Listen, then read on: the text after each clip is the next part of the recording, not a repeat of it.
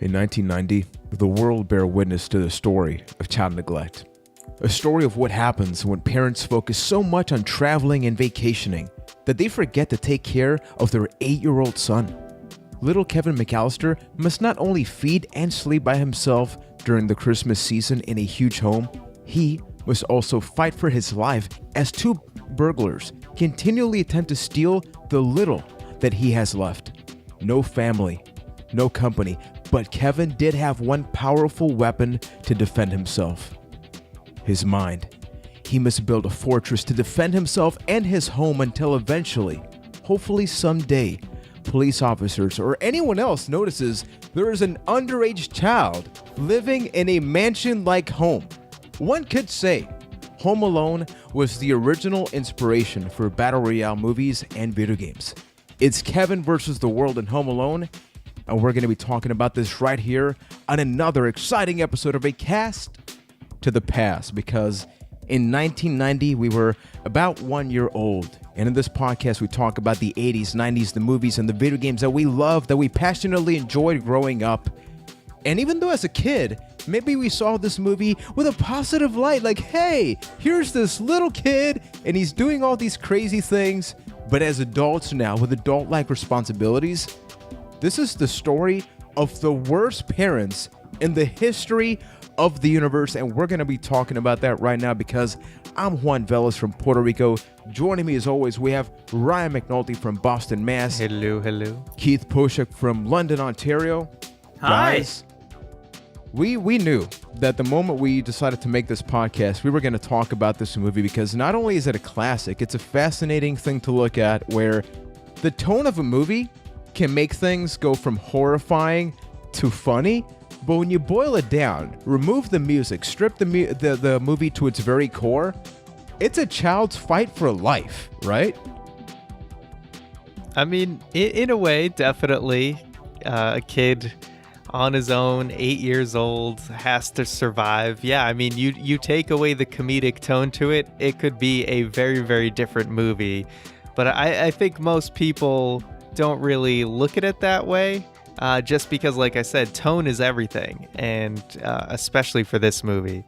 Yeah, I mean, you could also take it a different angle and, like, get rid of some of the comedy, maybe add a bit of a sepia tone, and all of a sudden you have the origin story to a mass murderer. Because you could also, that's kind of what Home Alone felt like. Jeebus. Okay, Keith took it to another level. See, to me, it's just about a child being left alone. Because we'll get into that.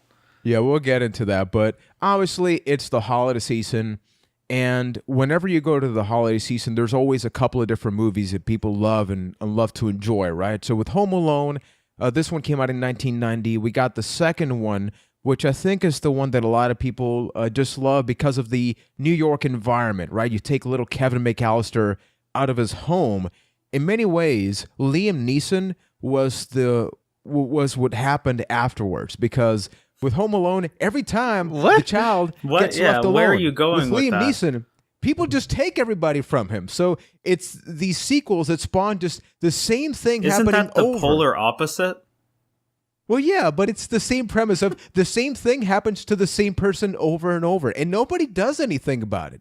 It's a very sad thing, but I think I could see where you're coming from. In the same way that whoever Liam Neeson's child is always gets taken. yeah. Macaulay Culkin always finds a way to be lost from his family. Okay. All right, just had to bridge that analogy. Yeah, just a little bit there. Thank Did you you guys for that. watch this movie? We were about a year old when it first came out, so I think that answer is no. But did you watch it within the first 10 years of your life? I feel like that answer's yes, though I have more fond memories of Home Alone 2. I remember that movie, the specifics of it a lot more than the first one, but going back and watching it this time, I recognized scenes, so part of my brain's like, okay, you had to have seen this then. Yeah, I've seen this one many times, although I probably like seen it all the way through, maybe only a handful of times, but anytime it's on TV, obviously, like you'll pick up from mid-movie and watch the rest of it or whatever. Definitely didn't see it in theaters. Like I said, yeah, we're at our age, we were all very, very young when this movie actually came out. at the movie theater. But I probably saw it like a couple years after it had come out, and just continuously up until today. In my case, I think I rented this a lot at a local video game rental shop and a movie shop, and it was just a really fun thing because I think about the fact that you're watching this when you're 10 years old or less. It's a fascinating thing, right? You have an entire home to yourself. And in this case, you have a giant home. It's pretty much a mansion. And we'll talk about some tidbits that I stumbled upon while researching for this episode. But the whole thing that what you have in your home is your weapon, and it's the creativity that a child can have. How many of us played The Floor is Lava, and we had forts built out of bed sheets and things like that growing up?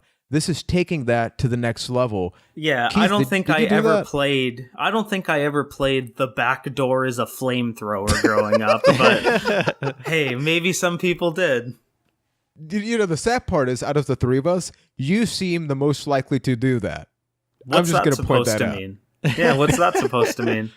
I don't know, man. I think people will find out as time goes by. But as always, we like to share a context piece for this, just to make sure, where was this movie by the time that it came out? In this case, with Home Alone, we always talk about the first two. The first one came out in 1990. The sequel, Lost in New York, came out in 1992. But little do some people know that even though Macaulay Culkin was no longer involved after those two, the series did not die. So Ryan, how many movies do we get from Home Alone as a whole? So we got 5 total Home Alone movies, with the most recent one coming up as recent as 2012, believe it or not. Here's a fun fact. A good friend of mine auditioned to be in that movie. Really? That's the end of my fact. He didn't get it, man. Yeah.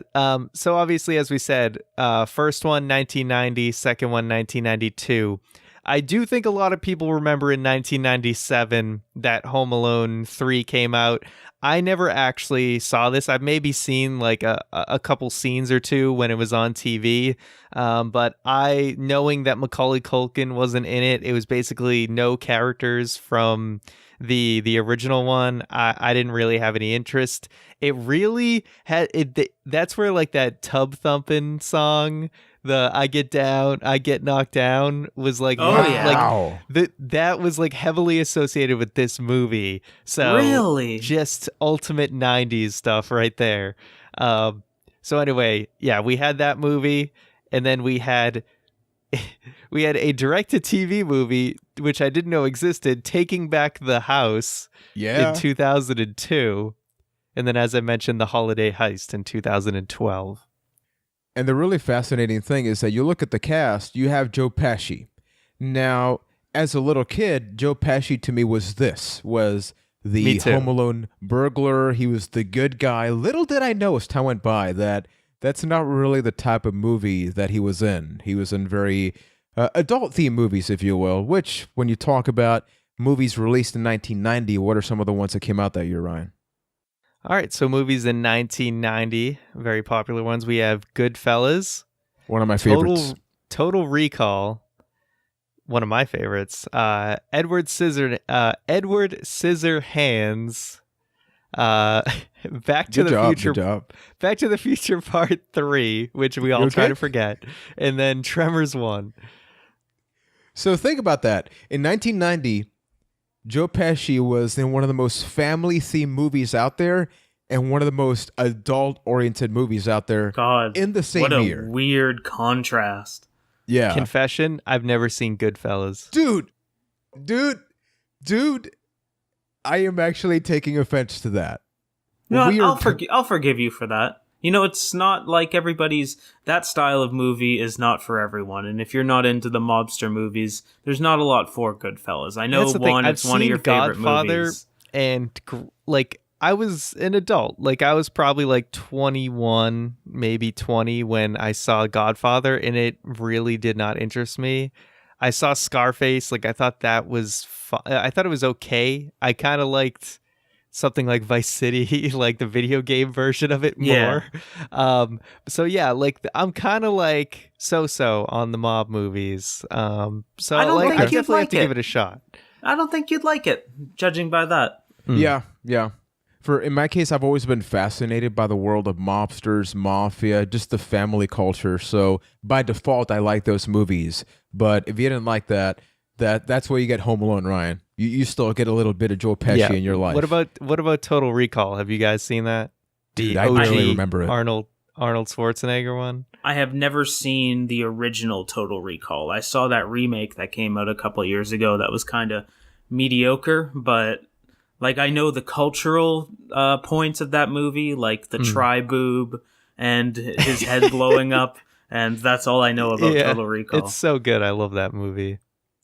And then this movie was written by John Hughes. So for those who don't know, he's written a couple of movies that people like, including Ferris Bueller's Day Off, 1996, 1985's Breakfast Club, and National Lampoon's Christmas Vacation, which came out in 1989. So that was action-packed. 86 for Yeah. Bueller. You Yeah, can totally 86. see, 86. You can totally see the through line through all of his movies, because especially this and like National Lampoon's Christmas Vacation, they're fairly similar. Basically what I'm saying is the guy loves making movies about a house full of people, like a house that more people should be in than is there.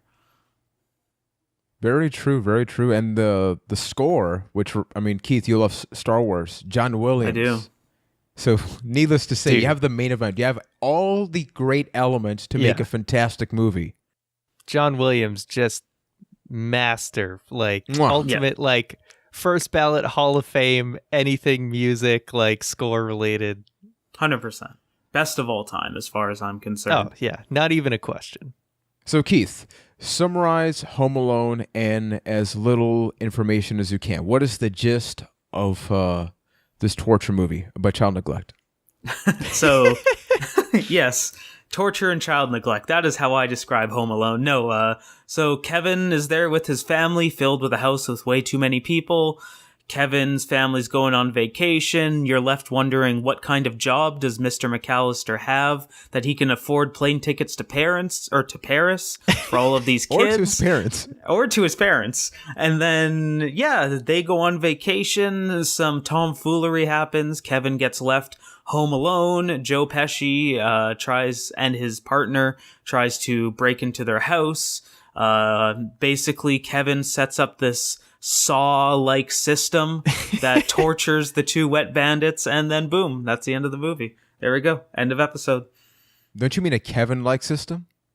No, I mean Saw. Like, I'm going to have a theme throughout this entire discussion, and that's... This could be an origin story for Jigsaw, as far as I'm concerned, with the stuff that happened at the end of that movie. Keith's been reading too much boy. creepypasta on Reddit or something. No, I will prove my point. By the end of this episode, you will believe me that Kevin McCallister is a serial killer waiting to happen. Oh, man, I can't wait for that. But I think that movies like this, and I remember King Kong is a very good example as well. There's the entire movie, and then there's the part of the movie that people actually care about. Because, yeah, at the beginning of the movie, you get the whole thing that the parents are getting ready for the trip, but you know eventually what's going to happen, right? So it's a really good 15 to 30 minutes of straight-up filler. They're setting things up, but the whole thing is leave the child alone. Just get to the part that we want, leave him alone, get the burglars in the house so we can see the shenanigans occurring. So... well, for this rewatching, I watched the entire movie, but with the Blu-rays that I usually have, because my wife usually watch Home Alone 1 and 2 every year, we skip to the part that we care about, which is leave them alone, and we actually have fun with that. But I think everything else, even from an acting standpoint, is so basic. From a script writing, from an acting standpoint, you know, the fact that you have all these family members and they are so cookie cutter, right? You have the traditional bad big brother that hates you. You have the dorky little brother. You have the uncle that hates you. And then everybody forgets about the alarm, which is you have an entire home filled with different family members that everybody knows they're traveling, yet all of them magically have the alarm, like they don't notice that they're late. Just a little weird. Just a little weird. Well, it's because the power went out.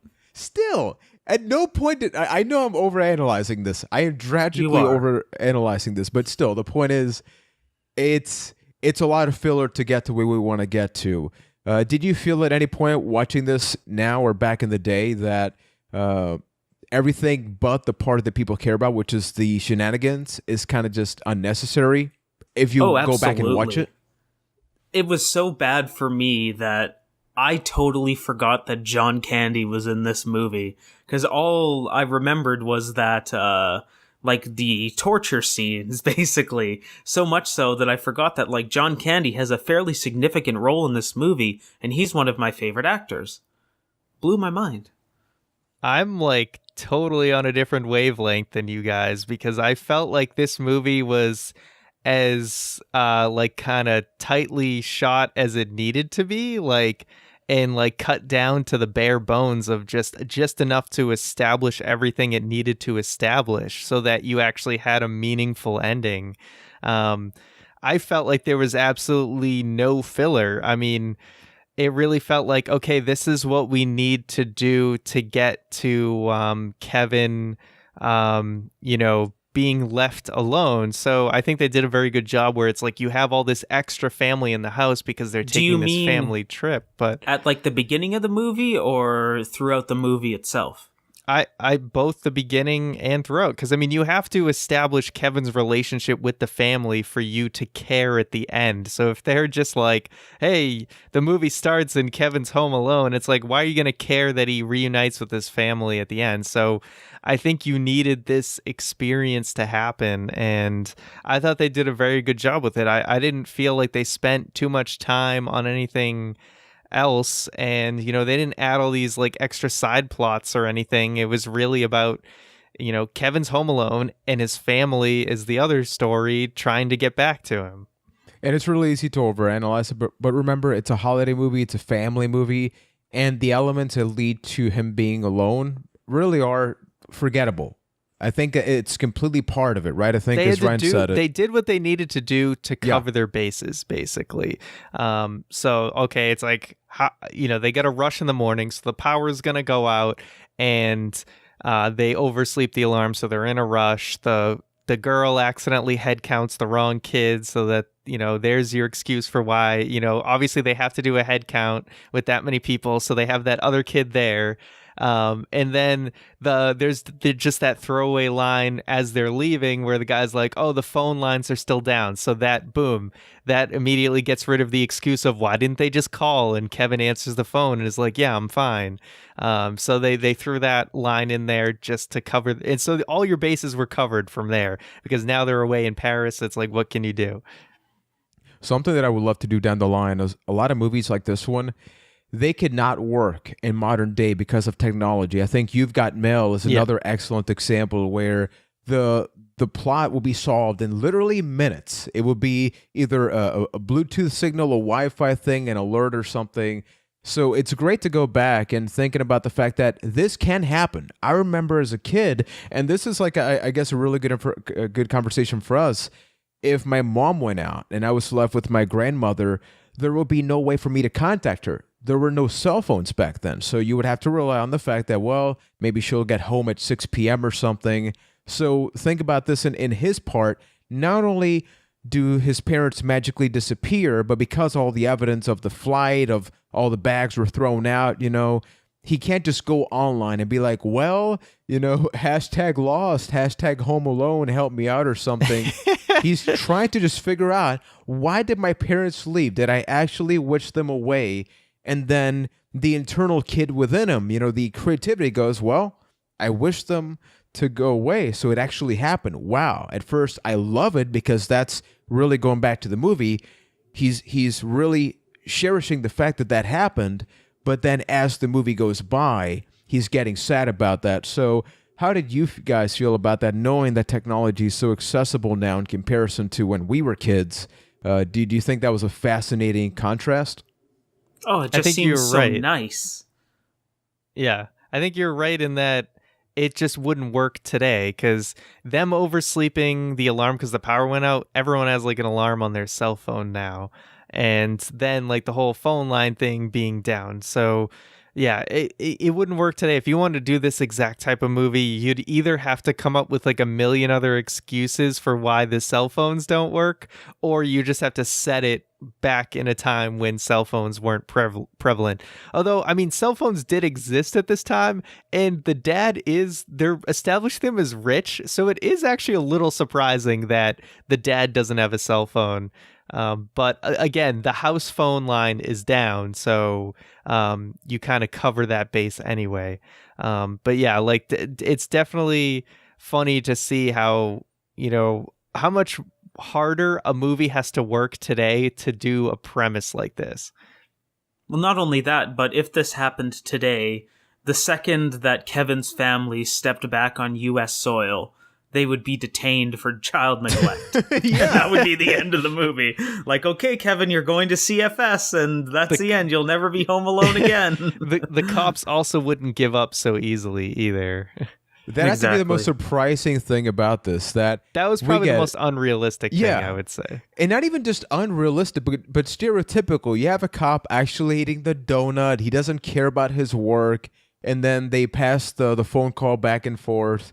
And it was a stereotype that I was telling my wife as we watched the movie. That was very commonplace back in the day, where movies would just portray the cops as either, I mean, even look at Die Hard. Look at Die Hard. Like, I know it's a weird comparison, but think about the fact that the cop in that movie initially did not actually want to go check, right? He was doing the most lackluster, low-grade work, and it wasn't until a body actually fell from one of the buildings, spoiler for those that haven't watched Die Hard, which go watch Die Hard, it wasn't until that point that something happened. And in this case, we never got that, right? The entire thing was, well, the cops kind of tried, but at no point did they yell in the house. And little things like that to let you know you're actually alone. Nobody's coming for you, because even if the parents keep calling, the cops just don't believe them because there's no child there. So we talked about the kid, we've talked about the parents, and sort of not necessarily the plot holes, but the things leading up to him being alone.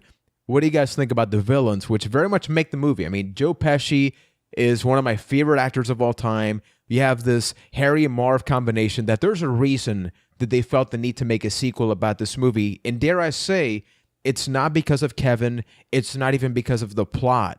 It really is because of the chemistry that these two guys had that made such a great movie. Mm-hmm. To be 100% honest, to me, they were the most sympathetic characters of the entire movie, because at the beginning of it, they really spend a lot of time establishing Kevin and his family to kind of be like super rude. Like, I didn't feel sorry for Kevin at all in this movie, because he kind of came off as a dick in the beginning of the movie. And then... So, yeah, then you have like this... Sorry. He was rude. He was mean. You know that 8-year-old kid? He's kind of a dick, man. He was. He just tackles somebody for no reason because he ate his pizza, and then yells at his parents, like basically saying, "I hope you die, Mum." Like, I didn't feel sorry for him at all. Then you have Joe Pesci, the Wet Bandits there. Yes, they're criminals, but by the end of it, you just feel sorry for them and everything that these poor people had to go through. He's only impersonating a police officer at the beginning of the movie, yeah, man, right? So sad. That's true. Second of all, how did he get in that house as a police officer and just stand there? Someone probably let him in, and then like everyone's just ignoring him. He's a cop. He's doing a cop thing. I guess. He was copping. I don't know, I'm man. a cop, you idiot. Oh boy. Okay, so we have this whole thing back and forth of, and this is what I love about the movie. I think that it's easy to just go back directly to them being in the house. I think the whole thing of how many times can I trick the bandits into thinking my family is actually here, that had to be my favorite part of the movie, right? Which is get very creative in making the perception. So my favorite thing about the movie, because holy crap, this kid should have been an engineer, when he has the Michael Jordan cutout and he's pulling the wires Yeah. and it's at night and the entire home is moving and he's just moving his body and it's causing all this movement. I love the little things that, yeah, they're super not realistic and improbable, but put yourself in his shoes, right? Wouldn't you feel like a badass knowing that you're single-handedly preventing these burglars from getting into the house? Definitely. I mean, that definitely is probably one of the two standout scenes of the movie. Is obviously you have kind of the final climax of the movie, but then this scene is definitely a fan favorite, especially like you said, the Michael Jordan cardboard cutout going along the train. When you see Kevin in the basement earlier in the movie, you see like a lot of those mannequins. So they kind of like hint at like, oh, those are in his house. They just happen to be there.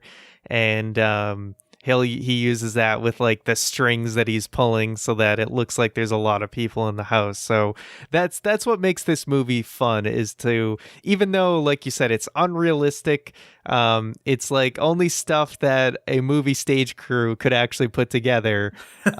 It's still fun to see like, oh, this is what, it taps into that child's creativity that when you were a kid, you were like, oh, you were so amazed at the cool stuff that Kevin McCallister was doing that you wish you could do that kind of stuff. Mm-hmm. And one plot line that I think the movie does do very well is that like Kevin's courage as the movie goes on, where at first it's like, oh, I need to protect myself. I need to defend them, pretend that my parents are home so they won't try and break in. It starts there and leads with like, no, I need to defend my house. Like, I'm the only one that can do this. I really enjoyed that story of it and the progression of it. Yeah, I think a really good example is you mentioned that at the beginning, Kevin is kind of a dick. And I mean, yeah, he's not the greatest kid, but throughout the movie, first we have another character that really isn't talked about a lot, and I kind of forgot about him up until I started rewatching the movie many years ago, is the old man. This neighbor that people tell stories about. And before we get to the hints, he actually was not originally part of the movie, but they realized that they needed another character to create more sympathy for somebody, and it makes sense. He plays a very small part, but what he plays kind of just clicks, right? It kind of just makes sense.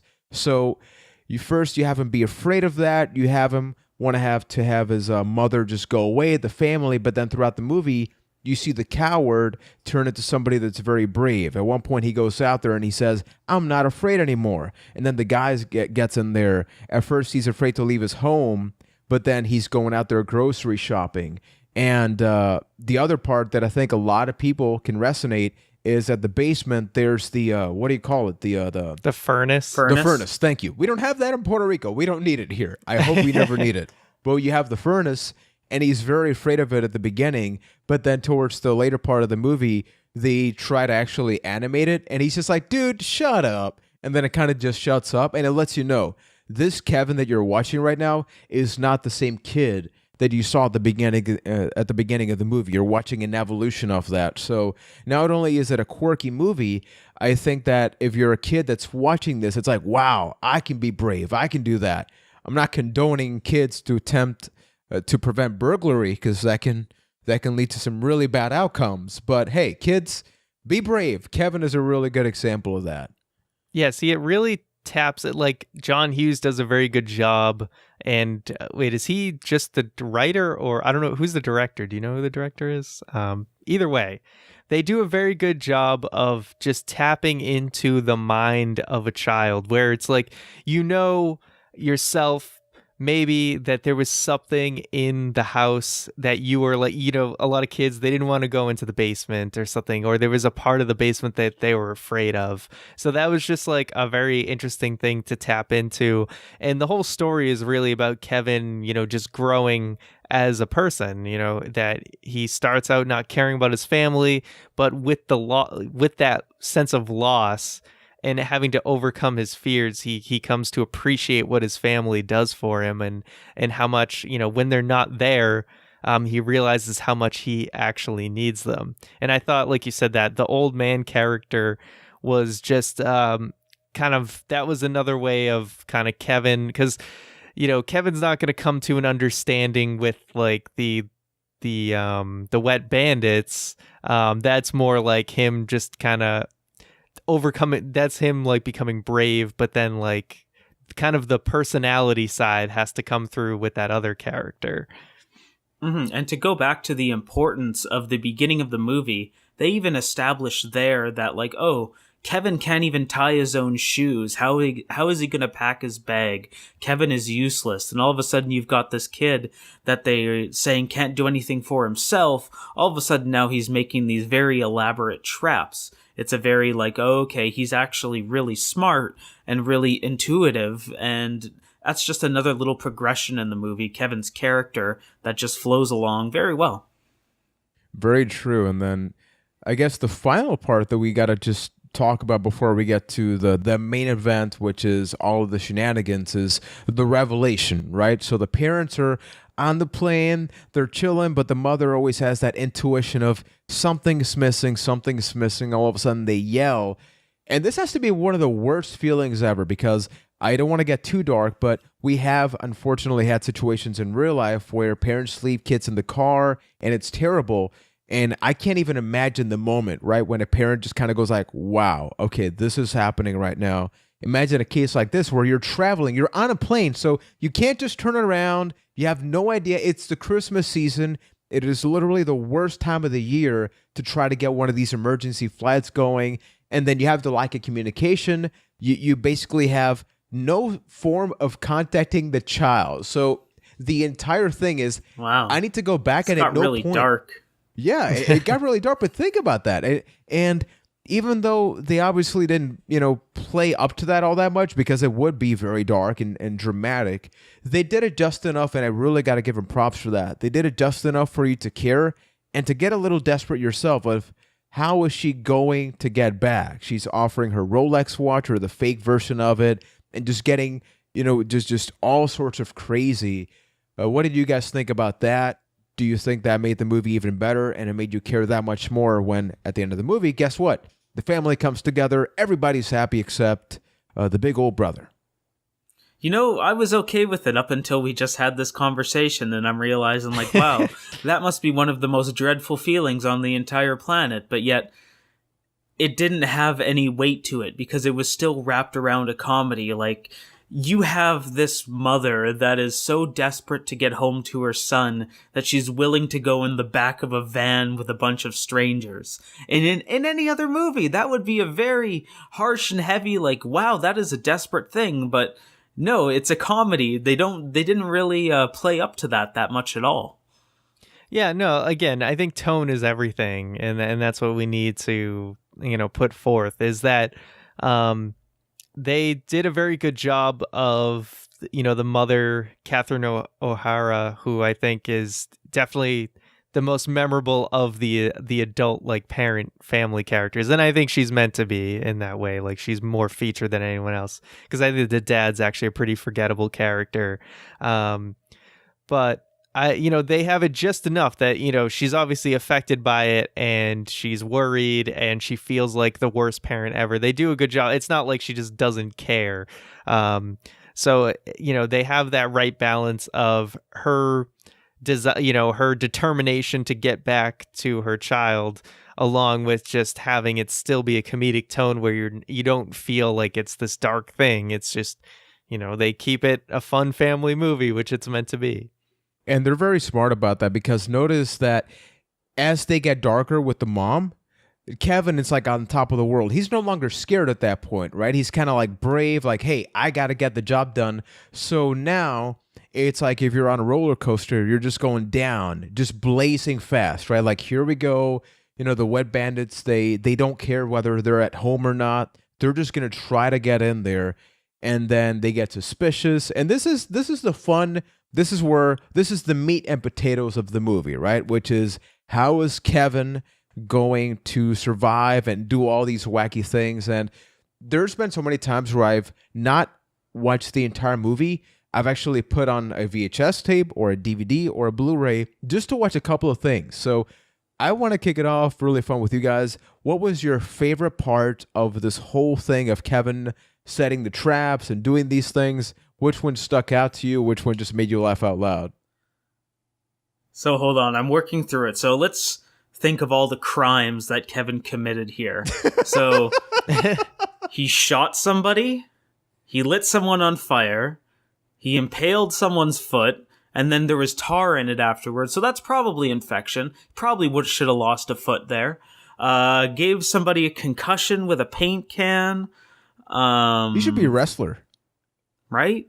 Probably a severe concussion on those steps. Oh, undoubtedly, without a doubt, yeah. I'm only getting started. Like I was saying earlier, like, yes, it's a funny haha gag if you just change the tone a little bit. Just a teensy bit in this movie. This is a serial killer origin movie. There's like, got to be something on YouTube of people changing the soundtrack of the movie just to be something really dark. Yeah, It people has do to like exist. recut trailers and stuff like that. I gotta like watch he lit that. a dude on fire. That is a serious crime. Self-defense. All right, self-defense. Yeah, Keith. Okay, so in Canada, we have this thing called excessive force when it comes to self-defense, where if somebody comes into your house unarmed, you're in the wrong for shooting him because you've used excessive force, basically. Kevin is probably the most blatant abuse of excessive force that I've ever This is seen. America. It is an 8-year-old child. Lit a Keith. dude America. He on doesn't know about fire. your excessive force. Boom, burned a man Keith, alive. Okay. Hypothetically, Shot a man. Say Shot a you were- man. Keith, say you were a sick freak. You're the sickest of them all. So pretty much like you are in real life. Thank what was you. your favorite torture moment in the movie then that just made you laugh out loud, even though it's probably legal? Which one, Keith? Probably, I would say probably the steps, because I've been there, and people falling is really funny. Who hasn't landed their foot on a set of staples or something? Oh my goodness, the worst. Yeah, it's. I mean, I thought the BB gun was pretty funny. Especially like Joe Pesci's reaction to getting shot with the BB gun was amazing.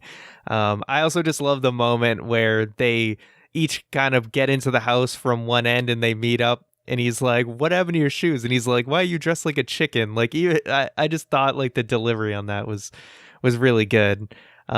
So those are the ones that stand out. But yeah, also the ice, just because that's so relatable to everybody. Is everyone's If you've ever lived slipped. where there's winter, And that's you also know like exactly how that Yeah. feels. that's also like 100% like the most realistic trap of like if a kid thought someone was going to come into his house, that would be something he could easily do. That's the most feasible for sure.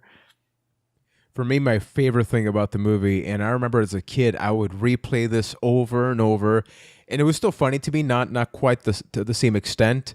The part where he puts the tarantula on his face and he just yells. Yeah. Dude, That as is a kid, great. I would cry. And it's because, and Keith, I know you have your fears of tarantulas, buddy, so I don't like spiders. yeah, this was hilarious to me. This makes so much sense. This is why Keith hates the movie. It's got a once tarantula in again, it. a recut. Imagine that's like, oh, there's this dude in his house, and he wakes up and there's a spider You're on just his gonna- face. It's Like like keep going to that well. seriously. Like, you could recut this and make it an origin story for Saw instead of like, we get it. We get it. get up these stairs.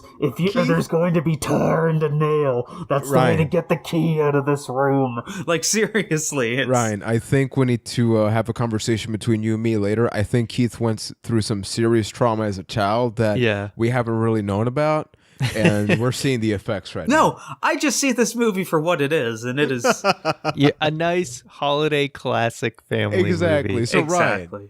Ryan, Yes. what was your most surprising thing? Because I think that something that really surprised me, I guess, I can start there, is that a lot of these movies, even though they're family oriented, for example, Joe Pesci says fridge a lot in the movie, or insinuates that he's going to curse. They actually did that because he's used to cursing in movies like The Goodfellas, right? So even though this is a super family-friendly holiday movie, it was interesting to me to see and surprised me, just how they navigate it, right, through these actors that are used to more adult-like roles, and they're still being themselves, right? Which is really challenging. You've seen actors be in a family-friendly movie, and you're like, dude, what is wrong with you? Like, this is another person. I think they did an awesome balance at making them be themselves. See, I think there was one swear. Correct me if I'm wrong, but when Marv like puts his foot through like the dog door or whatever, and his shoe falls. Like, I could have sworn I heard him say shit when he was trying to get his like shoe back. Yeah, I believe he actually did say that. Okay. I All think right. they Just making sure I was hearing that correctly. So, Yeah. I mean, they let one, it's PG, you can let like one or two slip. And I think they were a lot more relaxed with that stuff back then. No, but I was going to say what stood out to me was really two things. Like I said, that how just like beautifully edited and like together this movie is, where I feel like I don't feel like there was any scene that didn't need to be there. I felt like everything had its purpose and it just moves along fine, and there's, just a perfect balance. And then just how much I believe the soundtrack just sells this movie. I think it's so important to this movie, and it just wouldn't be half the movie it was without this. And then one last thing is that I think part of the reason why I think this is such a memorable and successful movie is, Kevin McCallister, Macaulay Culkin acting in this movie. Is he the best actor in the world? No, but for a child actor, he is able to carry this movie very, very well, which you don't see happen very often at all.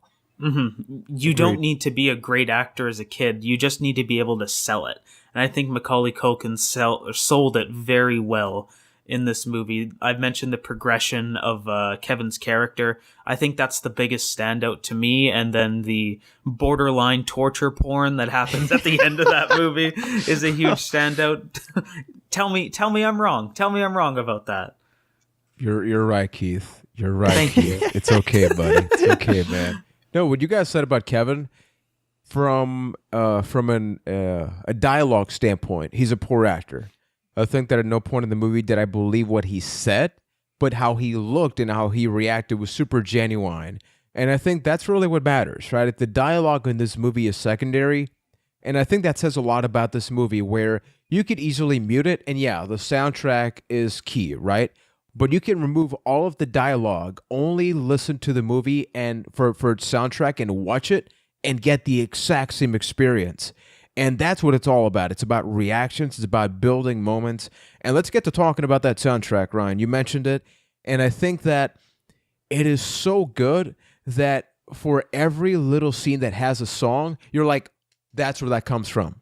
Soundtrack is good when you're like, oh, right, that comes from Home Alone. And every little thing, you feel the sadness, you feel the joy, you feel the holiday theme. When the family gets together finally at the end, you get that song that lets you know, hey, we're finally binding everything together, things are concluding. It is such an amazing thing. And I mean, it's John Williams, Jurassic Park, Harry Potter, Star Wars. I mean, you name it, the guy has been involved in some way, shape, or form. How important was the music for you guys in the movie? Like I said, I thought it was it's half the reason why this movie is as memorable as it is. It's so good. There's so many memorable, like some of the, I'm not sure if like some of them are just kind of one track, but like there's different parts of it. It has that, like there's that the John Williams stinger, where during like every scene there's always that stinger in his movies. Like in the Jurassic Park, it's the theme, and then Home Alone had that exact same thing. Yeah, yeah, exactly. You get that little jingle. They have like the happy kind of family music part. They have that kind of it's like a mischievous kind of tone to it, but it also has like, you kind of have like the sleigh bell kind of sound too. So there's that Christmas element to it. So it's just so good. And there's like that really great track when he's running back from the church, where there's like kind of that intensity, like, oh, he's got to make it back in time before, the robbers come to his house at 9:00 or whatever. So there's just a lot of memorable music, and like a lot of those tracks, like I watched the movie as of this recording, I watched it yesterday morning, and there was still just random parts of the day where the music was just kind of in my head. It's still kind of followed me up until this recording.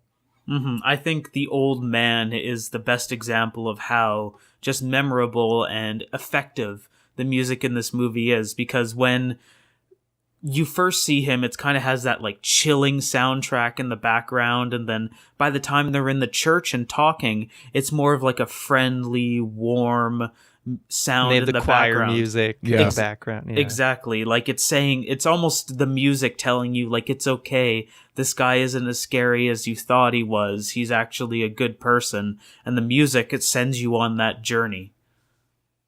Yo, definitely, man. And one thing I forgot to sort of talk about is when it comes to the burglars, I think that the more violent that they got, the funnier that the movie got. Because if you notice, there's a lot of movies that spawned based out of Home Alone, right? A lot of movies where it's like Saw. yeah, but Oh my on the God. family side, of things, we have movies where you have the burglars, but they're kind of dumb.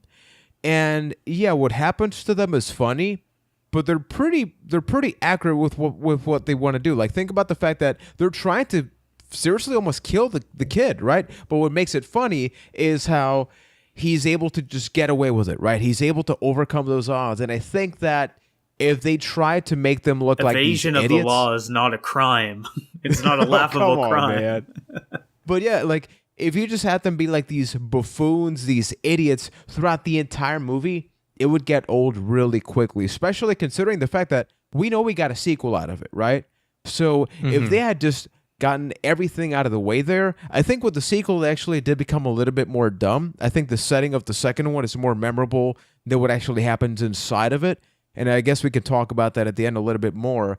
But any closing thoughts about the actual part about it being inside the home, him trying to get away with it and trying to scare them off? I think the key thing is balance, that it had a good balance, that, like you said, the wet bandits, they're dumb, but they're not way too dumb that you don't kind of respect the fact that they could get to Kevin at the end, which they did. You know, it took... he had to get bailed out by the shovel man. So I think it was a right balance of, you know, the wet bandits were believable in a fun family way, and the traps were, don't get me wrong, they were excessive beyond what a kid could actually do. But if this movie was made today, don't you think it would be way more overblown than it was in this movie? Like, I mean, if you think about the end, like, he had the BB gun and he had like the torch thing with the fan and stuff. And yeah, it was a little excessive to be like, oh, how is he going to know that they were going to follow him upstairs or something like that? It wasn't that bad, but obviously he had kind of his backup plan with the thing where he slid across to the treehouse. But it wasn't too overdone. Like I said, you could easily see a movie today taking that to extreme, where he has way too many tools, does way too many crazy things. There's like CGI crap going around. He's got Facebook living everything. He's got 1,000 drones coming in and like, oh my God. messing he him goes up to or something. Pinterest to see how to just burn a dude alive. Yeah.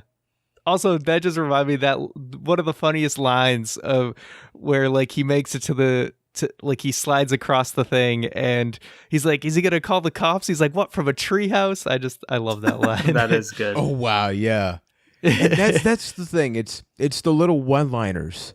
Going back to the fact that they don't talk all that much during the movie. So that is in itself what Home Alone is all about. So at the end of the movie, they reconcile and everybody's all happy. They're surprised at the fact that Kevin was able to survive. He kind of insinuates, hey, I did a couple things while you guys were away, like, I don't know, survive. But aside from that, the movie closes off. And I think the beauty of this podcast is movies like this that I'm picturing that somebody that, I don't know, was born in 2002, maybe, looks at this movie and a lot of things just don't make sense. They just would not make sense because we were born around this time. So when they say phone line goes off, when they say these things happen, you know, even going back to traveling, right? There's no way in hell they would get by with the tickets without noticing that he's gone now, because TSA, all these processors are not as rigorous as they are now. So the question for you guys is, do you think the movie holds up in 2018, considering the fact that these things, as I mentioned, just kind of do happen? Oh, 100%. It's a fun holiday movie that, we've been sitting here dissecting it, but it's just meant to have fun. Like, turn your brain off for an hour and a half, enjoy this holiday movie, and just try not to think about all the murders and atrocities that Kevin committed. Ryan's being traumatized. I think Ryan wants to actually punch you, Keith. I'm only defending the truth. You can't handle the truth, Ryan. Can I? I don't know. This movie holds up 100%. We just did The Matrix a couple weeks ago. This movie holds up a lot better than The Matrix, and I still love The Matrix, and I still think that movie holds up. But if we had it to a matter of degree, I don't feel like the time in which it filmed, like it doesn't feel out of date, aside from the whole cell phone thing. But it's easy to just brush that aside because of the time it was filmed. So yeah, it still holds up perfectly fine. There's a reason people still love to watch it around Christmas time every single year. It's a great Christmas holiday movie that's fun for the whole family. And one of the best things about it is that, it's a movie, it's not a Christmas movie. It's a movie that takes place during Christmas, where the plot is not about Christmas. The plot is the family and the kid get set apart. It happens to be during Christmas, right? But it's not about getting Christmas gifts. It's not about Santa Claus, as a lot of Christmas movies are, or about eating together. It's, eventually you get to Christmas Day, right? Which is a big deal. But everything else about the movie doesn't shoehorn, it doesn't force itself down your throat that, hey, we get it, it's snowing, things are happening like that, which allows you to just enjoy the movie. It's a fun, ridiculous movie, and I think that's why it has a lot of great replay value, because otherwise it would be weird to watch this movie during, I don't know, the summertime, which I'm just going to ask you guys right now, it tickles the vein to watch it during Christmas, December, but what about the rest of the year? Is this a movie that if you put it on your Blu-ray player, it's like, hey man, too early for this. You can't do that yet. Home Alone falls deeply in the category of, oh, it's on TV, I'll check it out. Yep. And that's 100%. kind of where it doesn't matter if it's Christmas time. If it's July 10th at 2 p.m. and Home Alone's on, I'll watch it. 100% agree with Keith on that one. I'm glad we could agree at some point. Yes, it took me till near the end of the show. Yeah, so this is something that I love because I knew that considering the casting and how memorable and legendary this movie is, there's a lot of really good fun facts. So I got all these from mentalfloss.com, and we haven't really discussed them. Maybe you guys saw them because, you have access to the same agenda I'm reading right now. But for everybody watching and listening, first of all, don't forget to drop those reviews.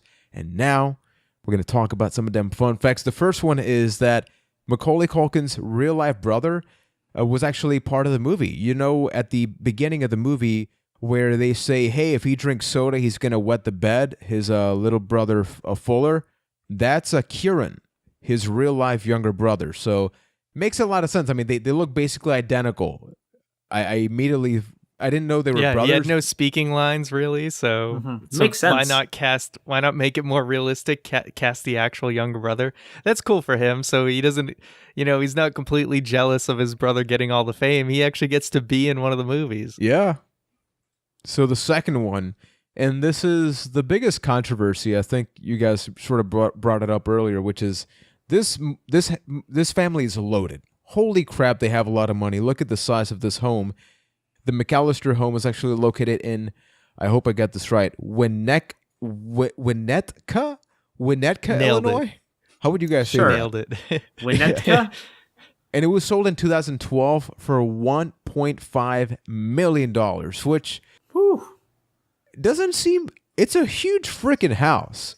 So 1.5 for a mil. house that big, that's honestly a fantastic deal nowadays. Yeah, especially with the notoriety of being that house. So I feel like a lot of houses in Massachusetts go for that, and they're not even that amazing. So honestly, houses are expensive, man. It'd probably suck to live in that house because you get lost. It's the same thing where it's it's that like the too. Breaking Bad house, right? Exactly, or like the Mrs. Doubtfire visit. house. You have to constantly deal with people trying to take pictures in front of your house or on your doorstep and stuff.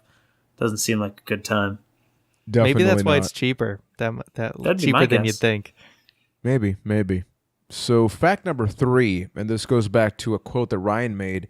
The treehouse that's a part of the movie was actually never there originally before the film ended. I mean, it was there at some point. It was never there. It was all a dream. Yeah, you imagined it. The wording, man.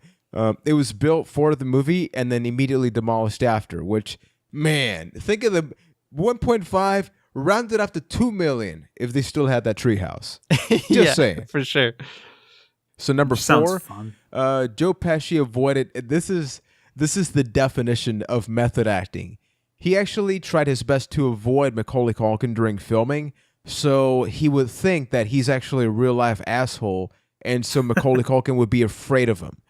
Which, hey, it kind of makes sense, right? Maybe the kid hasn't had much acting experience. He had some. But with a movie like this, right, the magnitude of the movie, you can't go wrong. You gotta avoid any bad outcomes happening. So who knows? Maybe when we saw him be terrified, he actually was. He was real. Yeah.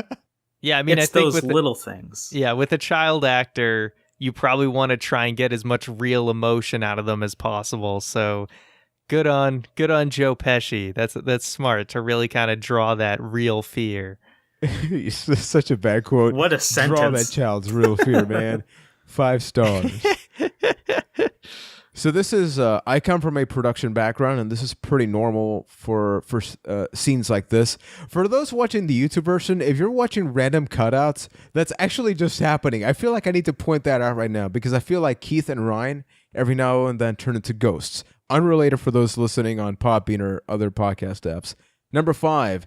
So the tarantula scene, and I love this, where he puts the tarantula on the face, that's actually real. However, what was added post-production after the movie was filmed is the yelling. So he did the moving of the mouth, but because they had to avoid the tarantula, from being scared due to the yelling was actually added post-production. So just the little details that, unless you're there, you would never notice, right? Yeah.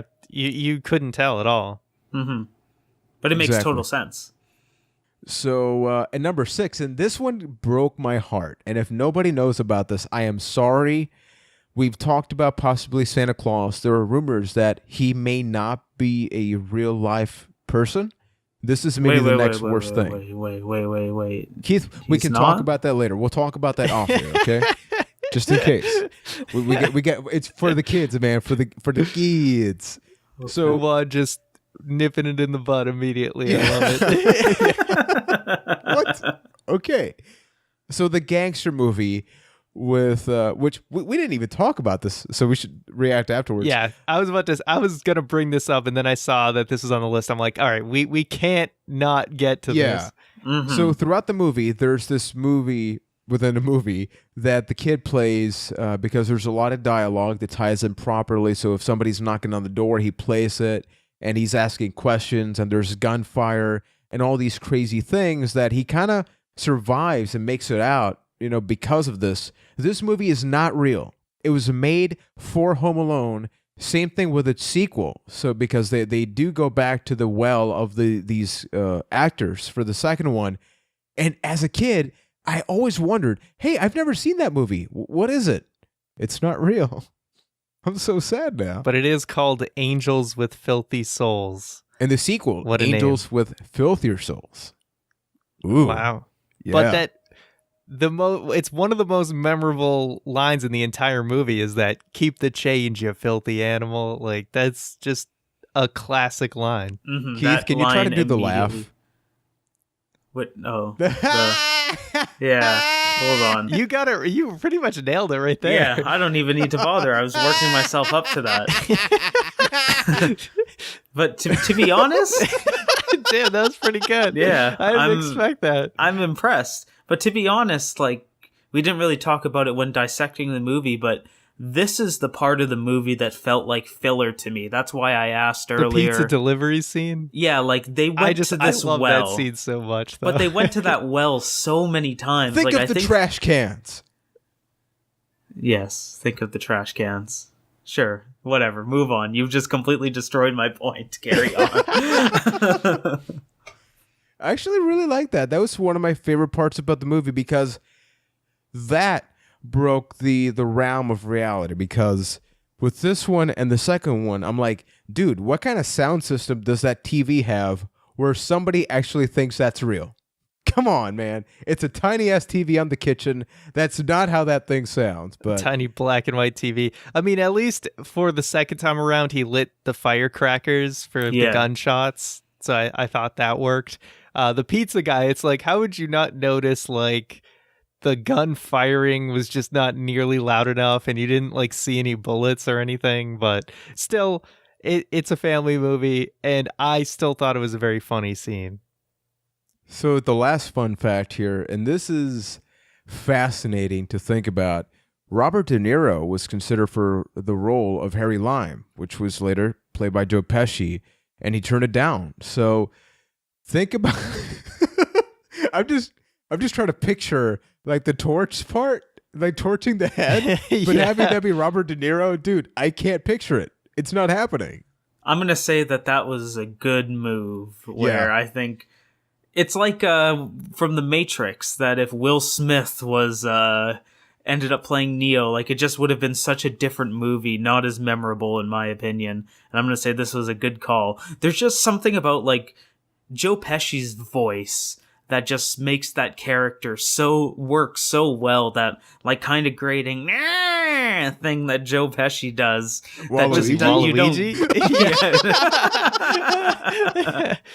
That you just wouldn't get with Robert De Niro. Wow. It'd be like, whoa, what the hell? You're burning my hair. What's going on here? Kind of shit is this? You talking to me? My favorite part about this entire episode, like just do a Waluigi reference, man. Yeah. Who would have thought? Yeah, Joe Pesci was definitely the right role. I think it was just the right type of comedy role for him. I mean, we've seen De Niro do comedy and stuff like Meet the Parents. And it seems like that type of comedy is better suited, where he's kind of the more like intimidating guy. Whereas Joe Pesci, I feel like, can do the slapstick humor much better.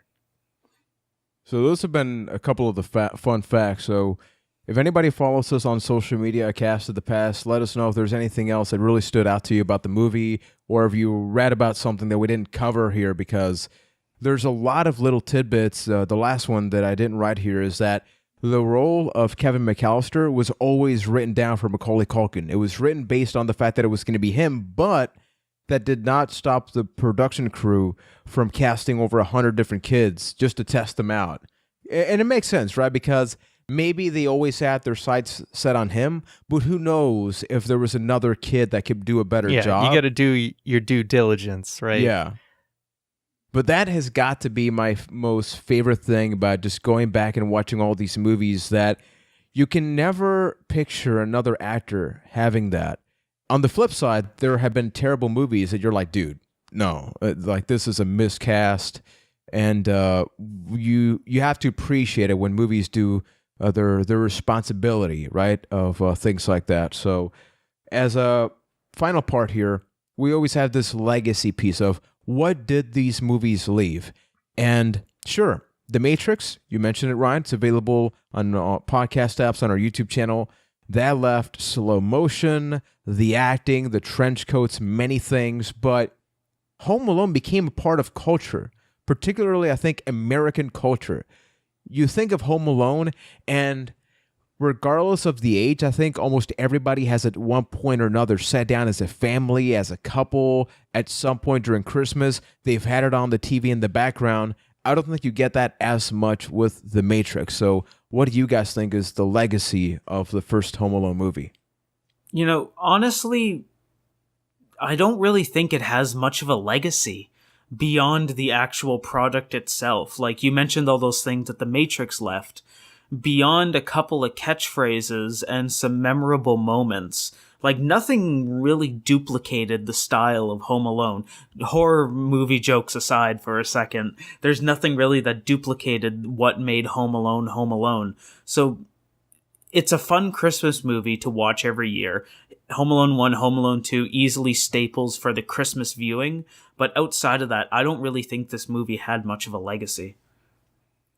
I mean, I think it has a lot of legacy in that it, obviously was the launch of the career of Macaulay Culkin. It probably put a lot more faith into having movies star a child actor. So maybe things like Kazam and like Blank Check that have like these kids starring in it. Because we wouldn't be anywhere without those. Where would we be without those? But again, it might have started that trend for sure. But it resonated with pop culture, and if nothing else, it's just a part of the Christmas classics that you see every single year. Like if you're an actor, you should be in a Christmas movie because you'll just keep getting them royalties. And if you're a musician, you should make a Christmas album. Mariah Carey says hello. Yeah, exactly. Like I said, musician or actor, do something Christmas related because you got to make that money every single year. You just got to do it one time and make it good. And I think the biggest legacy that it left is that as far back as just a couple of years ago, you still see Christmas movies come out that kind of check off a couple of the boxes, which is, Christmas problem, but they usually try to rely on big actor names. I forget the name of the movie, but there's one Christmas movie that like almost every comedian was part of that movie, right? Like just 5-star actors, because it's like, hey, it's the holiday movies. Everybody's going to go to the theater. But you scale it back to this movie, and yeah, it was Joe Pesci's first time really stepping out of the adult movie theme realm. You have a child actor that was largely untested on this mainstream scale, so they did not rely on the actors. They relied on the acting, right? Not just the name value of the person. And I think that was a big deal. They tried to create memorable characters that, to this day, the same reason we have Golden Girls t-shirts and Chris Farley t-shirts and things like that. We have a lot of Home Alone merchandise. And why? It's because that has a place in time where if you watch that as you were growing up, it's a big deal. You mentioned it, Keith. This is the Mariah Carey of movies. Mariah Carey, every holiday season, she's like, oh man, here it comes. The dollar dollar. All I want for Christmas is lip syncing. And then this is the same thing, but for movies. And it doesn't have to be more than that, right? I think you mentioned at the beginning, Keith, like, yeah, we talked about the whole Saw thing, the trauma, but really, the purpose of this movie is a fun family experience, a wacky thing that you watch during the holiday season. Does it 100%. Do its job? 100%, right? So absolutely. At some point, I'm assuming we're going to get to the second movie, but we don't know for sure. And because the holiday season is coming to a close, did you guys watch the second movie at some point? Did you like it more or less? Not going to get into a deep discussion. I'm just curious here. I have more memories of Home Alone 2 than I do Home Alone 1, specifically about the bird lady in Central Park. She's stuck with me all these years. Probably the bird poo. Probably. Yeah. The second one, I have much less memory of. I've definitely seen it a few times, but it has been a long, long time since I've watched it from start to end. I just remember the hotel and the usher guy that he like tips him in gum. Oh, you mean when something. President Donald J. Trump was in this movie? Yeah. Or, oh God, why is the name escaping me of the guy who plays like the usher or whatever? The hotel guy. Idea. He played it in the old 90s movie. Oh my God, the light bulb part. He is such a great character. Man, it's just such a great cast. But why you look up the name? Because we're... Yeah, I'm going to. Yeah, because I know you're doing that. I feel that what's fascinating about the second movie is that they inverted the best and the worst parts about the first movie in the second one, which is, with the first one, the best thing is the secluded environment. You're in the house and you're setting up the traps. My favorite things about the second one is everything but those parts, because what you mentioned, you have the bird lady, you have him going around New York, him ordering Tim the Curry. pizza. Yeah, Tim Curry, man. There we go. Tim Yeah. Curry's had a really rough, like, it's unfortunate, right? Like the downward spiral, the health conditions and everything that happened afterwards. But he made the movie, and notice how it's the setting. You know, that movie did not rely on all the wacky antics. That happens at the end of the movie, but everything else about it is so damn awesome. I mean, hell, I've always wanted to go to New York because of that, but I've never really been tempted to visit the house in Illinois. Some people have, but just not me. But yeah, guys, how do you feel? Home Alone? Are you happy you rewatched it? Yeah, it's going to stay in my Christmas staples, but that's where it lives.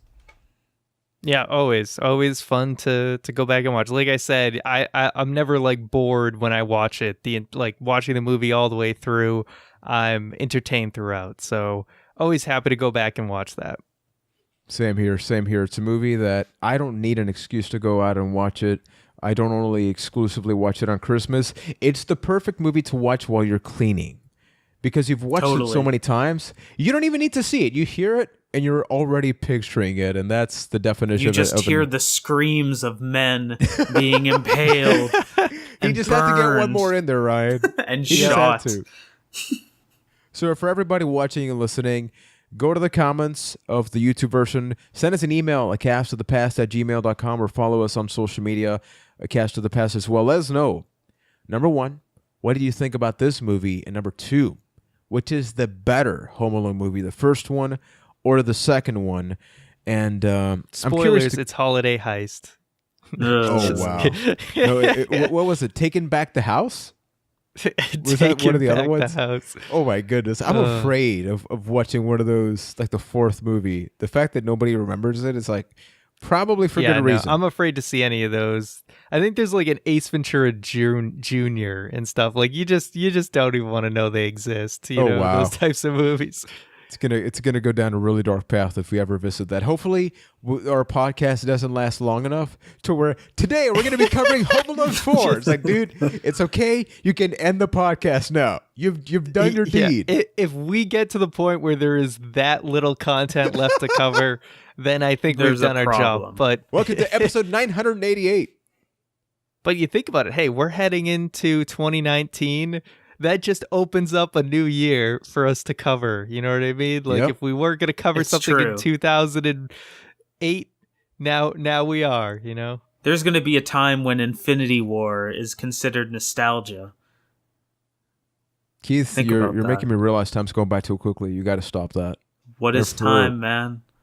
Man, for everybody watching and listening, another question, feel free to suggest. Ryan mentioned it. A new year is getting upon us, and with that, we have a really packed agenda. And I think that, wow, looking at January 13th and January 27th, the contrast is kind of insane.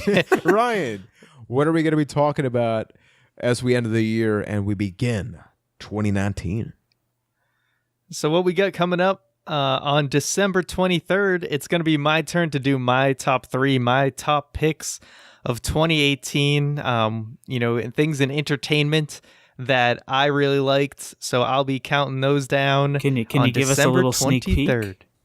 Little sneak peek. Here's the nipple, Ryan. I will tell you that one of them was an excellent TV show that had its 4th season over the summer. Ooh. So you can think about that one.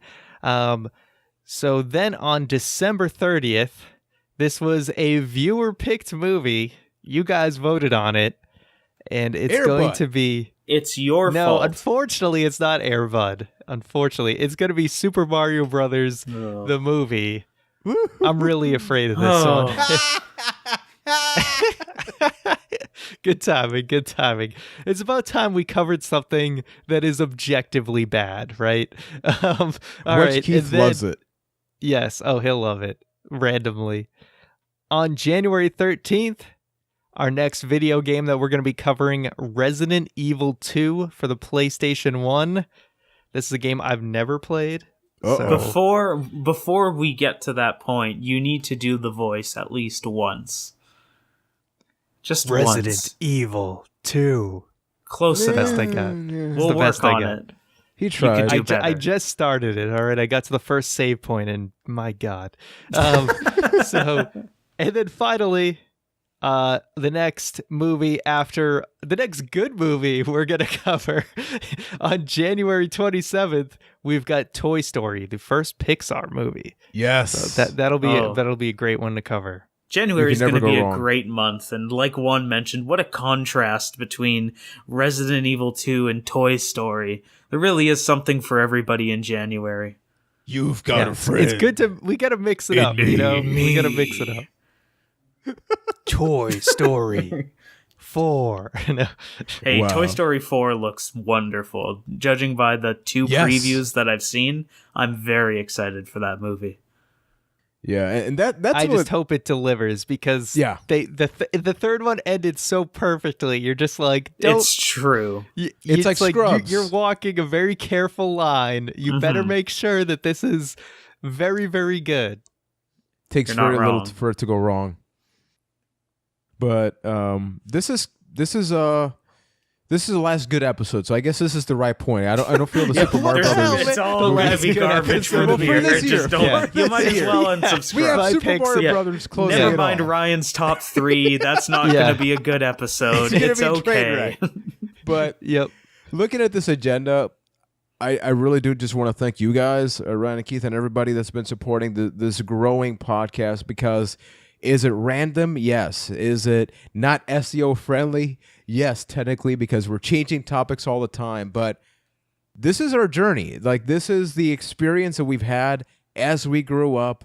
And I love the fact that we can reconnect about movies and games. Like Ryan, he never played Resident Evil 2. I played a little bit of it back in the day. Keith beat it multiple times. One of my favorite games ever. Yeah, so one game, 3 completely different experiences leading up to the remake. And this podcast allows that conversation. So please don't be shy to join our Discord channel, acastofthepast.com/Discord. We have a lot of awesome people that are following us from the past, or Press Pause, or the Six Pack Challenge, all the other awesome things that we are involved outside of this. This is the vessel that puts us together. So up until next time, don't forget to hit that subscribe button on the YouTube version. And please give us a 5-star review. Or if Keith annoyed the hell out of you, reminding you of the trauma, give it a 5-star review, but say something negative about Keith. We can do that. I think that's a happy Seriously. medium, right? I think we should put up Agreed. a Twitter poll to say and see what people think. Like, is Kevin McCallister a serial killer in the making? You want to know why he wasn't in Home Alone 3? Because he probably went to juvie. That's why, because he took it a little too far. I thought he was Now, going to say, wait. is Kevin McCallister a dick? And make that a poll. Because That too. there was another movie Macaulay Culkin was in, The Good Son. That's Yeah. true. I guess you could pretend, Keith, that forget about Home Alone 2. The direct sequel to Home Alone is The Good Son, where he's like this psychopath Exactly. kid. So I need to take a quick detour here. I keep my phone boy. beside me when we record, just in case, you know. And apparently in the last rant that I did, I activated Siri and said, "Hey, serial killer in the naked, do you want to know why he wasn't in Home Alone 3? What? And then Siri said, "I have everything I need already." That's how we think we should close out this show. So, having said that, A cast? To the... past. What? I wasn't ready for that, guys. I wasn't ready for that either. Usually Too I late. started. You missed it. Yep, we're Damn. done. Missed it. See you next Damn. time. Thanks for watching and listening, everybody. Take care.